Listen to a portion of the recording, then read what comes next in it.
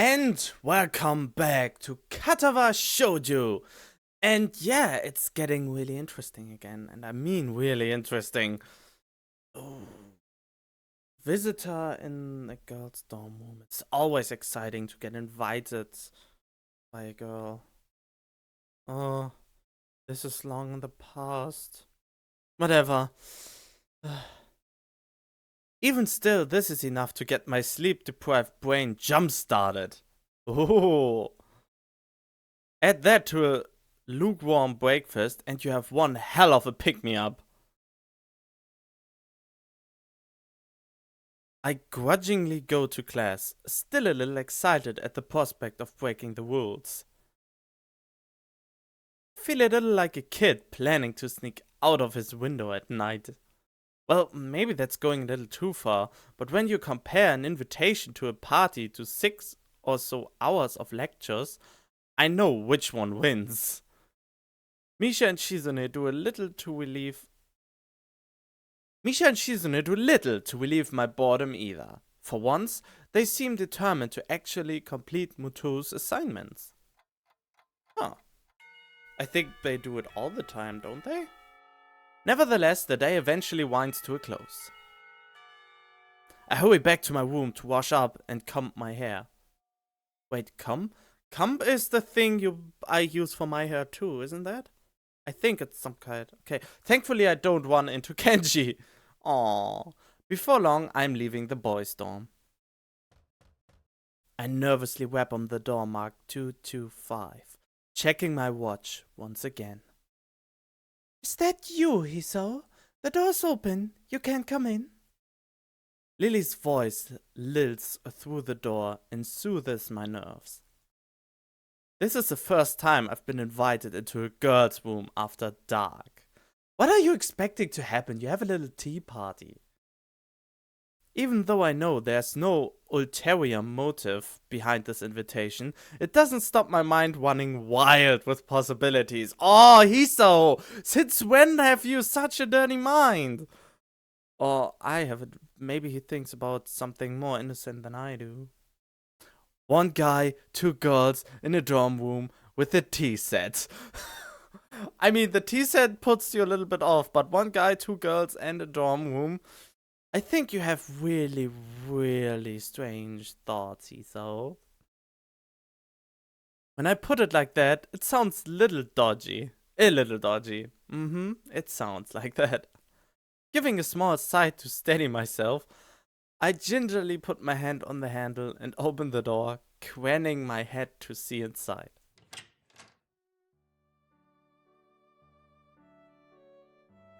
Hello!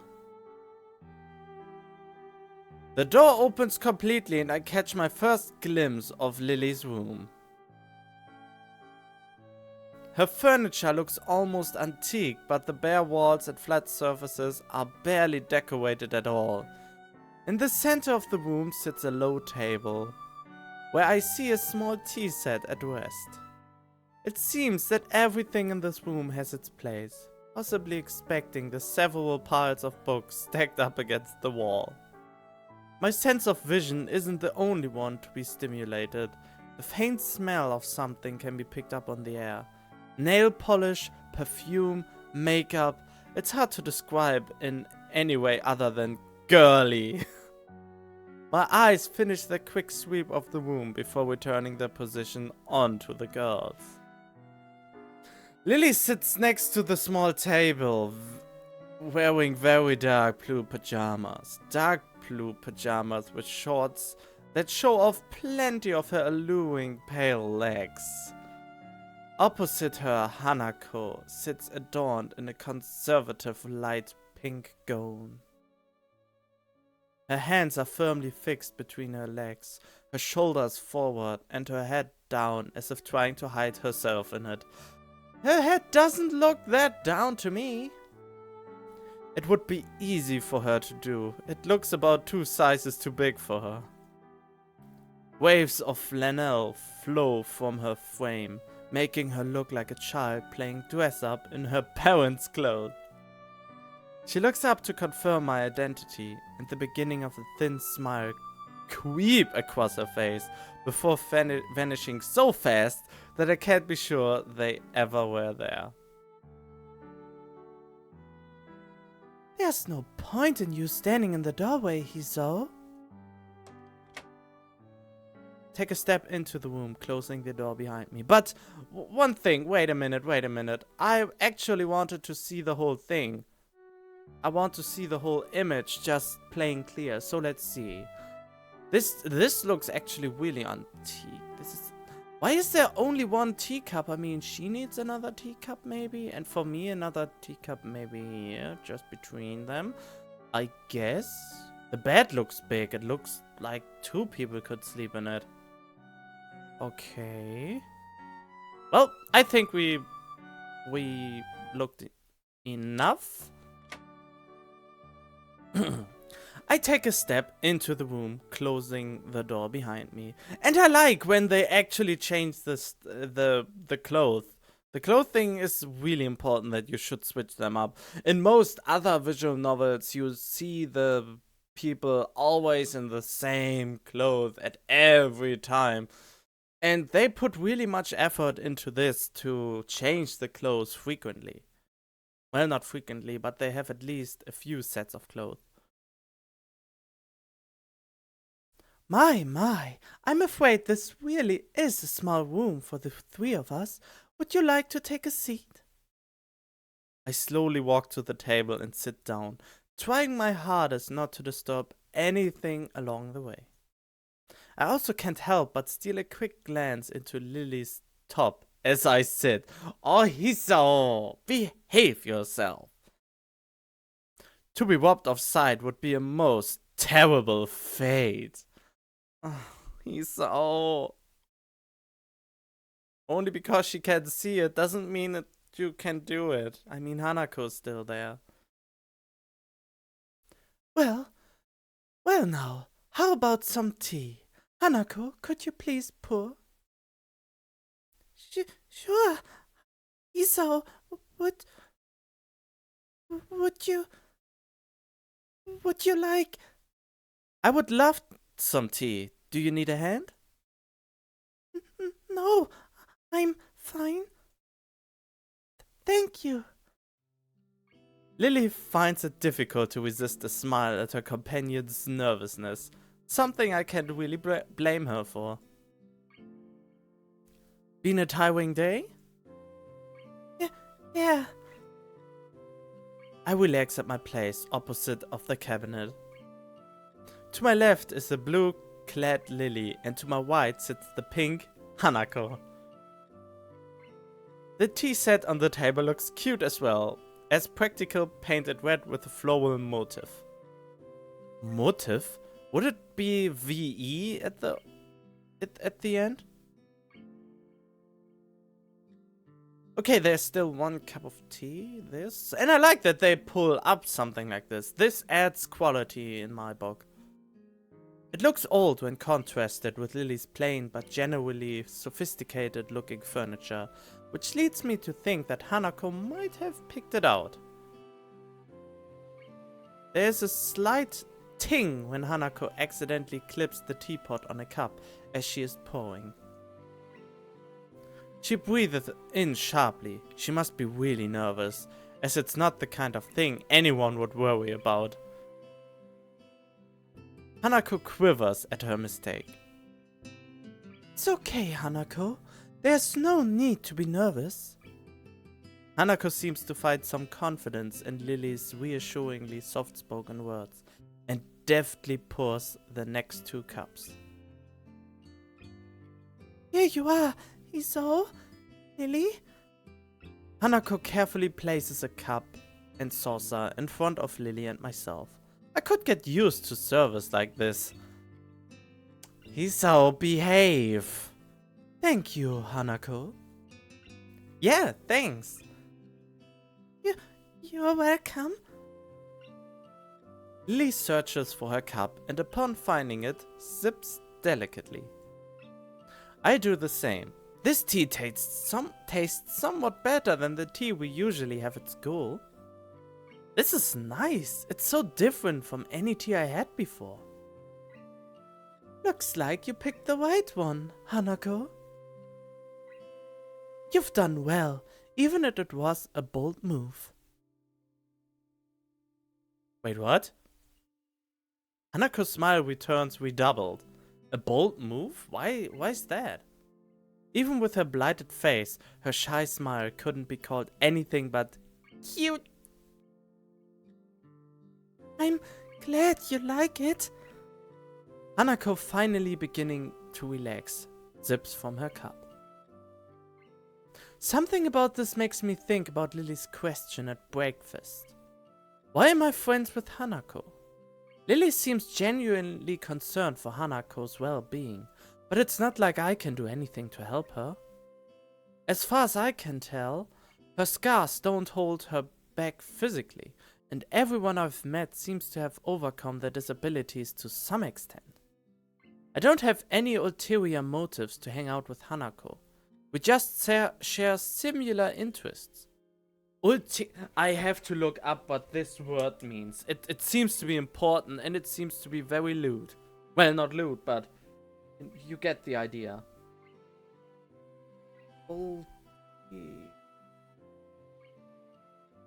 I think it means something like it seems to be similar to lower motives if you just want to get into the girls. Yeah, I think you get the idea. So lower motives that you only want the one thing or something like that. Which is always a bad thing. Don't do that ever. And yeah, I don't like my hair actually. It should be more spread out. I think it looks better when it's spread out, so I don't look like a unicorn. Yeah, I think it's better now. Okay. Okay. We just share similar interests, like reading books. Isn't that enough? So, Hiso, are you enjoying yourself? Lily's words break me out of my reverie, and I take a second to reconsider where I am. I'm in a room with two girls in their bedclothes. This is something to be enjoyed. Yeah, it's relaxing. Almost like I'm not in the school anymore. Do you do this often? Quite often. Often or often? Please tell me if often or often. I stick with often for now, because it feels more natural for me. But please correct me if I'm wrong. Often or often? But not as often as we take tea in the school building. Considering they do that nearly every day, that's not a big surprise. As I move to take another sip from my teacup, I find it sadly empty. That was delicious! Thank you, Hanako, Lily. You're welcome. Yes, you're most welcome, Hiso. It's nice to have a third person here. Well, anytime you need someone to fill that position, I'm always available. Always. It's not creepy at all to say that. One must be sure to get one's point across in these circumstances. Lily lets loose a yawn, which she unsuccessfully hides with her hand. Pardon me, I think I'm a little tired. I think we are all a little tired. My, how astute we are tonight, Hanako. We really should head to bed. We all have class tomorrow. Yeah, I should go. Wait. If I reallocate everything, he was here about 5 to 10 minutes. Well, there was a lot of dialogue inside head and about other things, but this was the shortest party ever. Thank you for your presence, Hiso. Thanks. You'll come again? Not even a whole army could stop me. Oh, he's going so over the top. I'm not used to this behavior of him. I'm impressed by your determination, Hiso. Either way, you're right. We'd best get going. I stand up and make for the door. Hanako gingerly stands up behind me. I stop and face her. And I have to write down gingerly because it's weird for me, this word.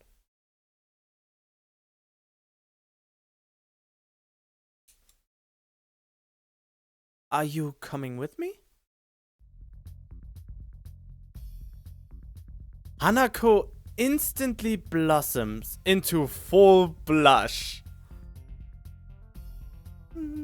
No, not. This room isn't. It's okay, I was only joking. Oh, okay. Good night. Wait, what? I didn't get that. Hanako gingerly stands up behind me. I stop and face her. Are you coming with me? Hanako instantly blossoms into full blush. No, I not this room. Okay. Good night, Hanako. Good night, Hiso. Night all. And with that, our tea party finishes. Hiso is so bold. He does so many bold moves he haven't done with Amy. I mean, he's so bold. Did he really just made a joke about, are you coming over into my room now? Or what did he said?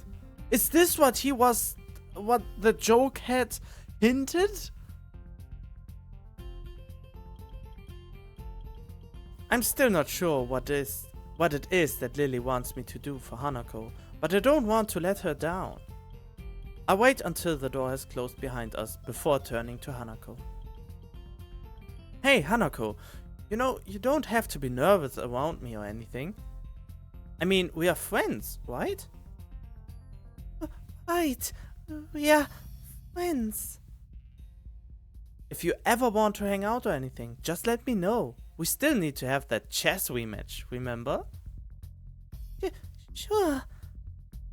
Oh my gosh, she already has feelings for Hiso. That's why she's nervous. And that's why she's so happy.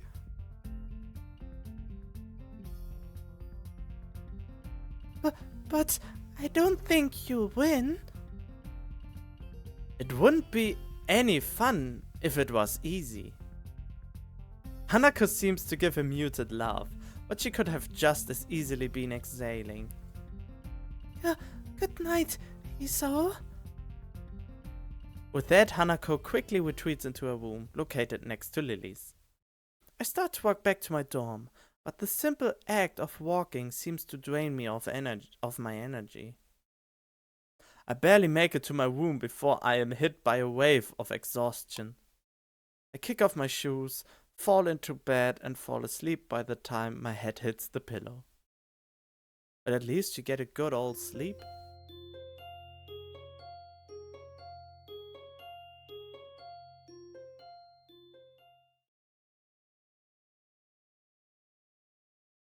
I pull my door closed, ready for another day of classes. Sleep well? Kenji's sudden arrival makes me jump, and I narrowly avoid butting heads with him. I know he has poor eyesight, but he knows who I am now. Does he still have to stand this close? Oh, yeah, like a baby. Damn, why do people say that? Have you ever heard a baby sleep? Oh god, I'm spitting all over my floor. They scream all night, every night. Babies don't sleep well, ever. Well, there goes my wistful state. I have to remember to never use figures of speech with Kenji. Alright, I get your point. It was a figure of speech. Yeah, sure, whatever. Where were you last night? I had a favor to ask, but you weren't around. For a split second I considered telling Kenji the truth. That I was spending time with Hanako and Lily. Thankfully, that split second passes as soon as it came. I was just out, checking out the local area and stuff. You know, reckon. Good man, good. I knew you were the type to plan ahead. Anyway, what was this favor you wanted? I was going to get some takeout, but I needed change. Wait, what? I gave you money last week and you still haven't paid me back. Phew, I was starting to think you were cool. Kenji fishes around in his pocket and produces his wallet. As he counts out the 400 yen he owes me, I can clearly see at least 2 10,000 yen notes. Hey, what the hell? Why are you borrowing money off me when you've got that much cash? Kenji hisses a little, realizing that he's been had. Get off my case, man! It's bad luck to break a big note for anything less than half its value. It's a tycoon's rule. Last night's dinner is going to cost me 7 years of bad luck. 7 years! Don't you think that's enough? 'Cause to help someone out, I'd get a shorter sentence if I just stole the stuff. My common sense screams at me to say something to him, but thankfully I restrain myself. Arguing a point like this with Kenji will just lead to further and more complicated discussions. Yeah, I guess you're right. Maybe you should plan these things a little better? Yeah, man, I know, but I've just got so much stuff to do. It's hard, and you're never around anymore, so I'm on my own. We're supposed to be brothers in brotherhood, remember? Yeah, I get you. Global conspiracy and such. I keep my ear to the ground. Kenji draws close enough for me to get a clear whiff of his garlic-tainted breath. Oh, I don't know what garlic is, but I think it really smells bad. You'd better, man. You're already spending less time here. That's the first thing they do. They try to split us up, divide and conquer. Sun Tzu said that. Roger that. No, I've got to be going. I've got classes. You coming? Nah, I'm tired. I stayed up all night just to make sure nothing was going to happen after splitting that note. As rational as ever, I see. Whatever. Night. Kenji scurries back into his room and I hear him throwing his locks as I walk down the hallway. Oh yeah, he had several locks on his door. That is why some people can't roll their tongue, or why their second toe is longer than the big toe. Okay, it's biology. Muto beams a half-moon smile at us, obviously proud of his explanation of recessive genes. Yep, it's biology. However, no matter how impressed he is at the science that defines who we are, the classroom seems to be reduced to a stupor. Why is it that a bad explanation can make even the most interesting things seem worthless? I can see Muto deflate as he realizes that nothing he said in the past half hour has sunk in. Whispered conversations start to break the silence, and like an avalanche, the noise level in the class starts to rise. Defeated Muto identifies some questions from the textbook and sets to be clearing off the blackboard. Almost as if expected, Hanako packs up her things and leaves as soon as people start talking and laughing among themselves. The initial shock of seeing someone play so blatantly truant has started to fade, but it doesn't stop me from wondering. Is she leaving because she doesn't want people to speak to her? Or is it just the thought of people around her shattering her peace? Before I can think about the topic any further, the lunch bell rings. I wonder if she was simply taking the opportunity to leave early.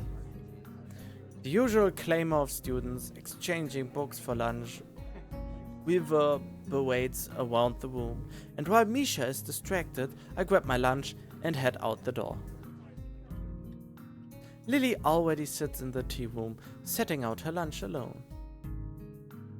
So, Hanako's not here then? Oh, hi Hiso. How are you? I haven't met Hanako since this morning, I'm afraid. That's right, Hanako and Lily live next to each other. Somehow I think the morning conversations are slightly more grounded than Kenji's ramblings. That's strange. She left class early, so I figured that she'd come here. So, she's still leaving class early. Huh? Yeah, I've seen her do it a few times. Lily drops her head a little, and her tone of voice is notably depressed. It's very reminiscent of someone who is used to hearing bad news. I was so sure that she'd stop doing that once you two became friends. Everyone has their own pace, I suppose. Well, I was wondering about just that today. Why exactly does she leave? I'm not entirely sure myself. I personally think it's because she doesn't want to be put in a situation where she has to answer someone. I have a flashback of my first meeting with her, when I thought she looked like a cornered animal. Maybe I wasn't far from the truth. But she seems fine with talking to you, and with me. A bit. It's a little more complex than that. I imagine that the first thing most people ask her about is her scars and what happened.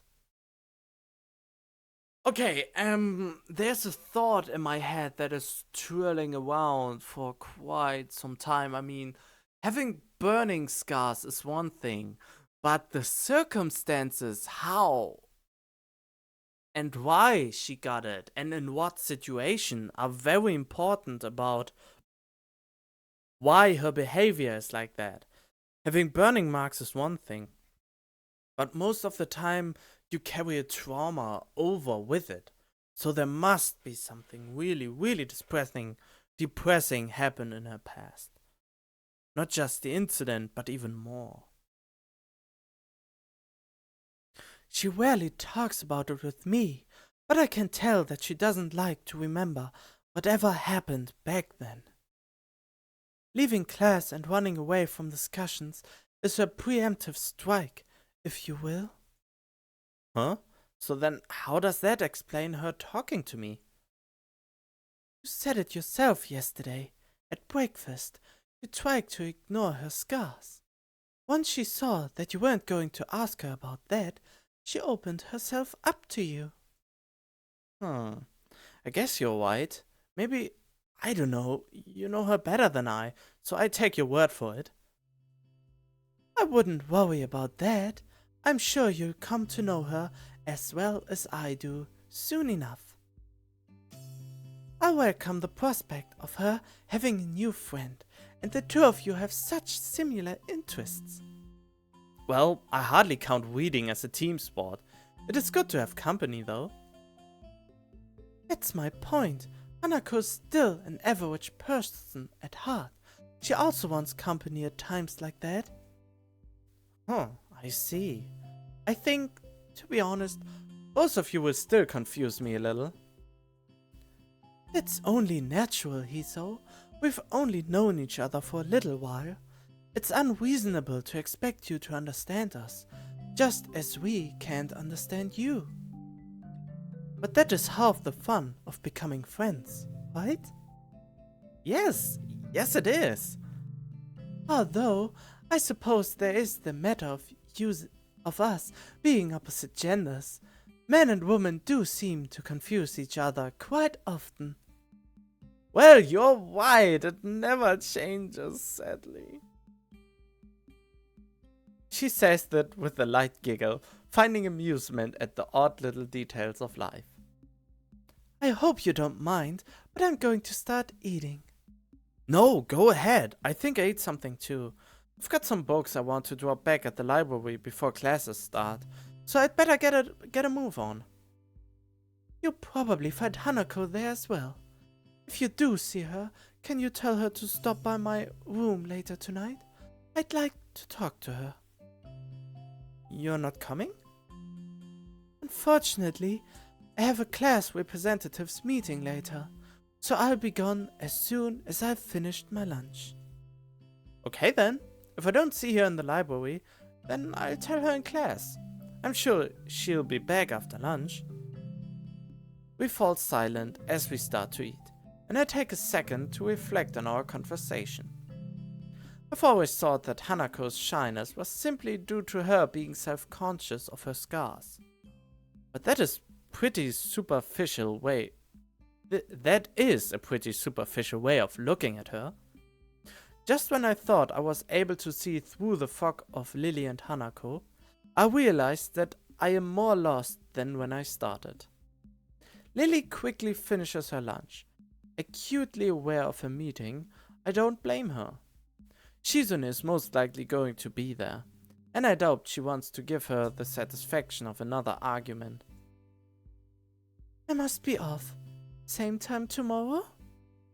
Same time, same channel. I'd better head off too. I don't want to risk being late. Lily smiles gently, picks up her cane and walks out into the hall. I turn my back on Lily as we head in opposite directions. For some reason, I find myself hoping she doesn't get into another fight with Shizune. As much as I like Lily, Shizune and Misha have been pretty instrumental in helping me adjust, even if half of our conversations are thinly veiled recruitment attempts. Then again, I barely know either of them. Maybe they were previously leaders of some kind of secret society, but their love for each other drove them apart. Man, I need to stop reading cheap fiction. It's rotting my brain. Either that, or I've got to move away from Kenji and his bad influence. It's sad that I can't tell the two apart anymore. I slide my books down the return chute, and they crash into the cart with a pleasant thud. And on that note, I'm really sorry, but I'm going to leave this episode right here. Hope you enjoyed it so far. Leave a like if you did. Maybe even write me what you liked about it, what you don't like about it, if the voices match more or less. And yeah, I will hopefully see you in the next episode. Stay tuned.